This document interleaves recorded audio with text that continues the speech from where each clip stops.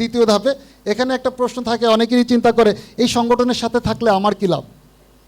আপনারা বলেন তো, আজকে যারা এখানে আসছেন কিংবা আমি আসছি, আমি 60-70 কিলোমিটার দূরের থেকে আসছি, আরও অনেকেই এরকম আসছে, এখানে এই সংগঠন থেকে কাউকে গাড়ি ভাড়া দিছে ভাই?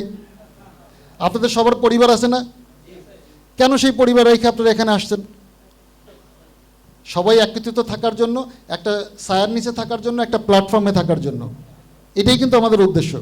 সো যদি এইটা উদ্দেশ্য হয়, তাহলে লিডারকে তার ভুল ত্রুটি না ধরে, বা ভুল ত্রুটি আমরা যেভাবে ধরি সেইভাবে না ধরে আমরা তাকে দিক নির্দেশনা দেই। যদি আপনি মনে করেন যে আপনার লিডার ভুল করতেছে, আপনারা তাকে বলতে পারেন। এই যে উপদেষ্টা মণ্ডলী আছে, কার্যকরী কমিটি আছে, তারা লিডারকে বলবে যে ভাই এইদিকে না, এইদিকে গেলে এটার বেটার হবে, যেটা আমরা আমাদের কার্যক্ষেত্রে করে থাকি। আমি একটু, এটা তো বললাম আমার গতানুগতিক কথা, আমি যদি একটু ইসের কথায় যাই, সাংগঠনিক কথায় যাই। সংগঠনের মূল প্ল্যাটফর্মের যে মূল কাজ, সেটা হলো সংগঠিতকরণ এবং এই সংগঠনের গুরুত্ব। এখন সংগঠনের গুরুত্বটা কীরকম?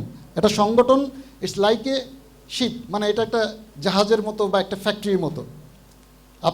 আপনারা যারা জাহাজ সম্বন্ধে যাদের অভিজ্ঞতা আছে, জাহাজে কিন্তু একজন ক্যাপ্টেন বা মাস্টার থাকে। কিন্তু জাহাজ কি ক্যাপ্টেন বা মাস্টার চালায়? জাহাজ নিচে ইঞ্জিন চালায় একজন, উপরে হুইল কন্ট্রোল করে আরেকজন, এবং এর আদার্স কার্যকরী লোকজন থাকে অন্য। কিন্তু মাস্টারের দিক নির্দেশনায় চলে। কারণ একটা শিপ, একটা সংগঠন একটা শিপের মতো। যদি সেটার আপনার না থাকে, একজন দিক নির্দেশক না থাকে, তাহলে আপনি কেউ লেফট যাবে, কেউ রাইট যাবে, কেউ স্ট্রেট যাবে, কেউ ব্যাক যাবে। সুতরাং সংগঠনটা চলবে না। একটা সংগঠন চলার জন্য একটা সঠিক নেতৃত্ব দরকার। আর সেই নেতৃত্বটা আপনারা যারা সামনে বসে আছেন বা যারা ফলোয়ার থাকবেন, তাদেরকে ফলো করতে হবে। সো আমরা এই যে ইঞ্জিনের কথা বললাম বা শিপের কথা বললাম, এখানে অনেকগুলি ফ্যাক্টর আছে। সেখানে ইঞ্জিন ঠিক থাকতে হবে, আপনার যে ইঞ্জিন চালাবে তার ঠিক থাকতে হবে। সব মনে করেন ঠিক আছে, একদম পারফেক্ট, যেখানে যা থাকার কথা লোকজন তাই আছে, কিন্তু ইঞ্জিন অয়েল নাই, জাহাজ চলবে?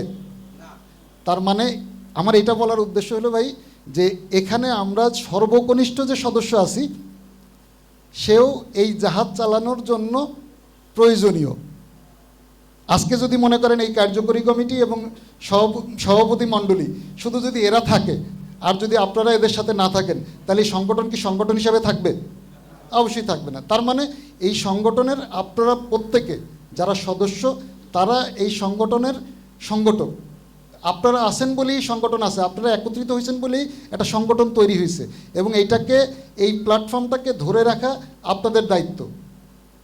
আপনারা প্রত্যেকে শিপের, এই সংগঠন যদি একটা শিপ হয়,